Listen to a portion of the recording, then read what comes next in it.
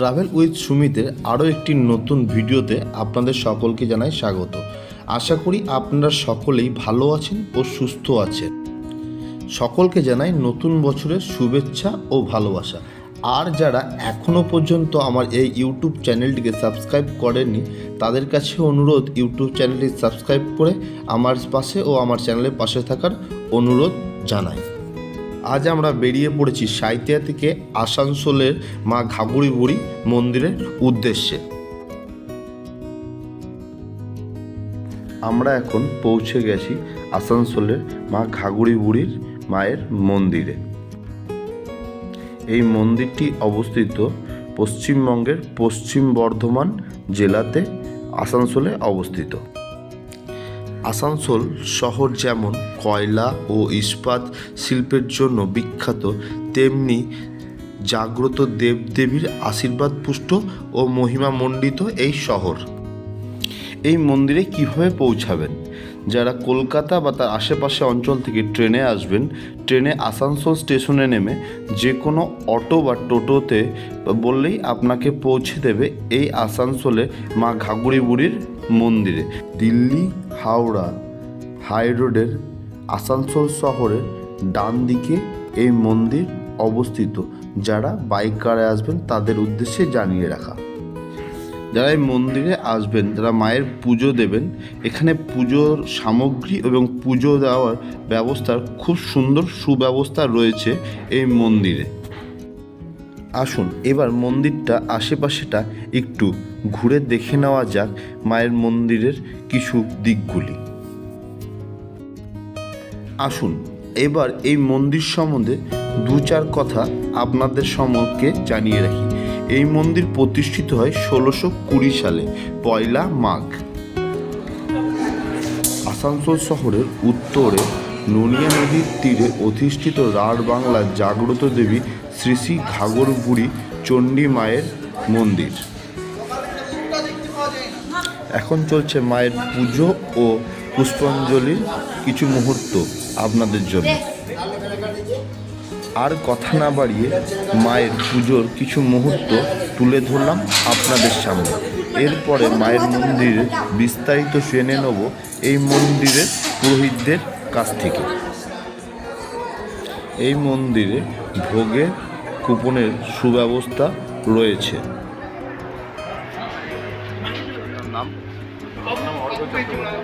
আচ্ছা, মানে মায়ের যে ঘাঘরি বুড়ি মন্দির, এই মন্দিরের উত্থান কিভাবে বা কিভাবে মায়ের সৃষ্টি, তার ইতিহাসটা একটু আমাদেরকে যদি জানান আপনি। মায়ের ইতিহাস হচ্ছে, মায়ের দিনটি ছিল হচ্ছে পয়লা মাঘ, যেদিনটা মায়ের আবির্ভাব হলো। মা সেদিন নিজের সাক্ষাৎ দর্শন দিয়ে এখানে পৌঁছেছিল। আমাদের পূর্বপুরুষ ঈশ্বর কাঙালচন্দ্র চক্রবর্তী, তিনি থাকতেন হচ্ছে আসানসোল গ্রাম, বর্তমানে যেটা আগরিপাড়া নামে পরিচিত। সেখান থেকে গ্রামে গ্রামে যজমানি করতে যেতেন এবং সেই দিন আসানসোলের পূর্ব দিক পড়ছে, অর্থাৎ এই দিকটা, এদিকে যজমানি করতে এসে নদীর ওই পারে যে গ্রামগুলি আছে সেখানে যজমানি করতে এসে সেদিন কোনো উপার্জন হয়নি বলে অনেক দুঃখ কষ্টে যে মা যে গাছের নিচে আছে সেই গাছের নিচে বসেছিলেন এবং মাকে আকুল মনে প্রার্থনা করছেন যে আমি যদি কোনো অর্থ উপার্জন বা কোনো রকম যদি জোগাড় না পাই, আমার ঘরের সংসার চলবে কী করে। তখন এই কথা বলতে বলতে এই নুনিয়া নদীর জল খেয়ে তিনি ক্লান্ত, পরিশ্রমী, ক্ষুধার্ত, নুনিয়া নদীর জল খেয়ে পিপাসা মিটিয়ে এই গাছের তলে ঘুমিয়ে পড়েন। ঘুমের মধ্যে স্বপ্ন দেখেন একজন রাজস্থানী ঘাগরা পরা বুড়ি, তিনি হাতে একটা লাঠি নিয়ে তার সামনে এসে ঠকঠক করছেন এবং তখন এই জায়গাটা পুরো আসান গাছ এবং নানান রকম মানে একটা জঙ্গল আসছে জায়গাতে পরিণত হয়েছে, বর্তমানে যেটা এখন দেখা যায় না। সেইখানে তিনি বিশ্রাম করতে করতে ঘুমিয়ে পড়েন এবং ঘুমের মধ্যে একটা অদ্ভুত রকমের পরিবেশ সৃষ্টি হয়। সেই পরিবেশ থেকে সৃষ্টি হয়ে তিনি মা তার সামনে লাঠি টকটক করেন এবং বলেন যে তুই এখানে কী করছিস। স্বপ্নের মধ্যেই তিনি বলেন আমার কোনো উপার্জন হয়নি, এই হয়নি, আমি সারাদিন এখানে বসে আছি। তখন বলেন যে এখানে এই নির্জন জঙ্গলে তুই একা যে বসে আছিস, যেখানে কত হিংস্র জন্তু জানোয়ার আছে, যদি কিছু বিপদ ঘটে যায় তখন দায়িত্ব কেন? তখন বলে যে আমি মায়ের ছেলে, মায়ের সন্তান, মা যা করার তাই করবে, আজকে আমার কোনো উপার্জন হয়নি, আমি কি নিয়ে বাড়ি যাবো? এই কথা বলার পর মা বলেন তোর কোনো চিন্তা করার দরকার নেই। মা তার আঁচল থেকে 3টি শিলাখণ্ড দেয়। বর্তমানে যে শিলাখণ্ড আজও অব্দি বর্তমান, মধ্যেখানে মা ঘাগরবুড়ি দেবী চণ্ডী, মায়ের দক্ষিণে পঞ্চানন মহাদেব এবং মায়ের বাম পাশে অন্নপূর্ণা দেবী দুর্গা। এই 3টি শিলাখণ্ড মা বলেন যেমন করে বলেছিলেন তেমনিভাবে প্রতিষ্ঠা করে দুনিয়া নদীর জলে স্নান করিয়ে তিনি এখান থেকে বাড়ি চলে যান। এবং মানুষের মনে প্রশ্ন আসে যে এই নির্জন জঙ্গলে বুড়ি কোথা থেকে এলো, 3টে পাথর কেন দিল এবং আমাকে পুজো করতে কেন বলল? এই মায়ের প্রতি ভক্তি, শ্রদ্ধা এবং মনে কোনো রকম একটা প্রশ্ন নিয়ে বাড়ি গেল। বাড়িতে গিয়ে তার স্ত্রীকে বললেন যে এই ঘটনা ঘটেছে। এবং যেটা আমাদের পূর্বপুরুষদের মুখ থেকে শোনা, ভোর 3:30 থেকে 4টে নাগাদ তাকে মা স্বপ্ন দেন যে আমি হচ্ছি মা ঘাগরবুড়ি দেবী চণ্ডী, আমি এখানে প্রতিষ্ঠা হব বলে তোর কাছে এই লীলার রচনা করেছিলাম, তোর হাত দিয়ে প্রতিষ্ঠা হব এবং তুই এবং তোর যত বংশ হবে সবাই আমাকে এখানে পুজো করবে, তোদেরকে আর কোথাও গ্রামে গ্রামে জজবাড়ি করতে যেতে হবে না। এই থেকে 1620 খ্রিস্টাব্দে আমাদের জ্ঞানত 1620 খ্রিস্টাব্দে মন্দির প্রতিষ্ঠা হয়। তার আগের থেকেও মায়ের লীলা এই জায়গাটা প্রচলন ছিল। পাড়ায় এই আমাদের এখানে 12টা আদিবাসী পাড়া আছে। এই পাড়াতে রাত্রেবেলায় কোনো চোর ডাকাতের কোনো ভয় ছিল না। তার কারণ হচ্ছে মা নিজে এখানে পাহারা দেয়। বর্তমানেও কোনো গ্রামে শোনা যায় রাত্রেবেলায় ঘুঙুরের শব্দ শোনা যায়। এবং এটি তৎক্ষণাৎ এই পুজো চলতে যারা সতীপীঠ নিয়ে গবেষণা করেন, তারা গবেষণা করতে পেয়েছেন যে এটা হচ্ছে উপপীঠ। সতীর যখন 51 সতীর এটা কি পীঠ? উপপীঠ। সতীর যখন এখানে দেহ পড়েছিল যে 51টি জায়গাতে, যেটা সতীপীঠ নামে পরিণত হয়েছে। এখানে মায়ের বস্ত্র পড়েছিল, তাই মায়ের নাম। মায়ের যে ঘাগরা বস্ত্র পড়েছিল সতীর দেহ ত্যাগের সময়, সেই বস্ত্র এখানে পড়েছিল, ফলে এই জায়গাটা মায়ের উপপীঠ। তার থেকে তারা তাদের গবেষণা অনুযায়ী তারা পেয়েছেন এটা ঘাগরবুড়ি, এখান থেকে নাম। এবং আমাদের পূর্বপুরুষকে যে মা নিজে যে নামটা বলেছিল ঘাগর, যেহেতু ঘাগরা পরে মা দর্শন পেয়েছিল। সময়ের পরিবর্তে নামে রূপান্তর হয়। আগে মাকে পুজো করা হতো ঘাগরা বুড়ি, যেহেতু ঘাগরা বুড়ি পরে দর্শন পেয়েছিল, আস্তে আস্তে ঘাগর। মায়ের বার্ষিক পুজো কবে হয়? মায়ের বাৎসরিক পুজো হচ্ছে 1 মাঘ, মায়ের যেদিন প্রতিষ্ঠা দিবস, সেদিন মায়ের এখানে মেলা বসে, অগণিত ভক্তের সমাগম হয়।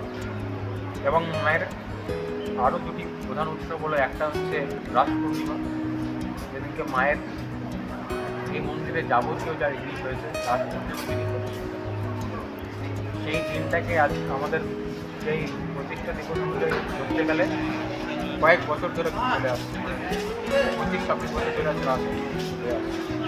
এবং মায়ের আরেকটা উৎসব যেটা আরও বেশি বিগত 35-40 বছর ধরে হয়ে যাচ্ছে, সেটা হচ্ছে ফলহারিণী কালিকা পুজো।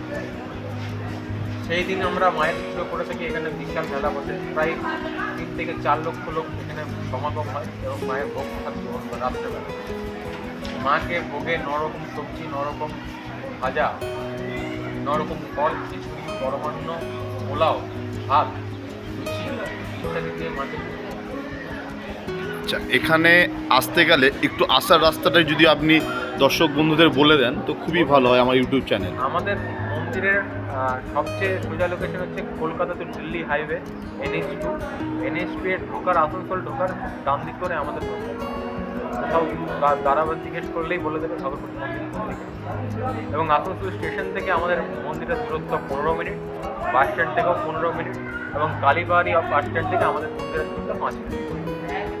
আর এখানে এসে যদি প্রসাদ নেওয়ার ইচ্ছা হয় ভক্তদের, তাই সে কীভাবে আসবে বা তারা কীভাবে যোগাযোগ করবে? প্রত্যেক শনিবার মায়ের এখানে, প্রত্যেক শনিবার এবং মঙ্গলবার মায়ের খিচুড়ি ভোগ এবং মায়ের নিত্য ভোগ হয়।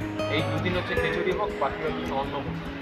এবং মাকে যে ভোগ প্রতিদিন প্রসাদ দেওয়া হয় সেটা হচ্ছে মায়ের পরমান্ন ভোগ, অর্থাৎ পায়েস। মা আগে পায়েস খাবে, তারপর অন্য কিছু খাওয়া হবে। যদি আপনাদের কোনো একটা যদি অসুবিধা না থাকে, কোনো একটা নাম্বার যদি আমার দর্শক বন্ধুদের জন্য দিয়ে রাখেন, যাতে যোগাযোগ করে আপনাদের সঙ্গে আসতে পারে, অবশ্যই আমার নাম্বারটা নিয়ে একটু তাহলে বলুন, নাম্বারটা যদি একটু জানিয়ে দেন ভালো হয়। আমার নাম্বার হচ্ছে 7908923170। আপনার নাম? আমার নাম হচ্ছে অর্ঘ চক্রবর্তী। ধন্যবাদ। ঘাগড়ি বুড়ি মায়ের মন্দিরের পাশেই রয়েছে দেবাদিদেব মহাদেবের মন্দির, কাশী বিশ্বনাথের মন্দিরের আদলে। এই মন্দিরের বিগ্রহের ছবি তোলা নিষিদ্ধ, তাই মন্দিরের বিগ্রহের ছবি দিতে পারলাম না। ঘাগড়ি বুড়ি মায়ের মন্দির ব্লগটি আপনাদের কেমন লাগলো? যদি ভালো লেগে থাকে তাহলে একটি লাইক, ও যদি কোনো মতামত জানানো থাকে অবশ্যই কমেন্টের মাধ্যমে জানাতে ভুলবেন না। ধন্যবাদ, আজ আসি।